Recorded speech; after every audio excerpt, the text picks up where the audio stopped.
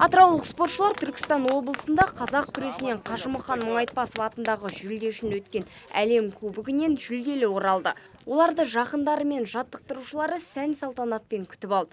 10 елдің үздіктері бас қосқан дүбірлі додада 55 келі салмақта Бекет Жүніс қола жүлдеге, ал 60 келі салмақта өнер көрсеткен Бекарыс Мұратұлы күміс медальға ие болды.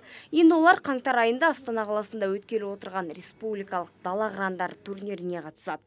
Осылай әлем кубогіне барып алтын аламыз деген ойда болғанбыз, бірақ онымен күміс жүлде бұйырыпты.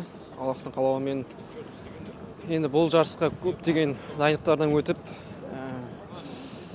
оқу жаттығу жиындарынан өтіп, ағайларымыздың нұсқауымен, Аллахтың қалауымен моңғол палуанымен күресіп, қазақ өзіміздің бауырларымызбен күресіп, осылай ақты айқасқа шығып, күміс жүлдеге ие болдық. Біздер жол бойы дайындаламыз. Осы жарыстарға Қазақстан чемпионаты бар, әлем кубогы бар, одан қалды әлем чемпионаты бар.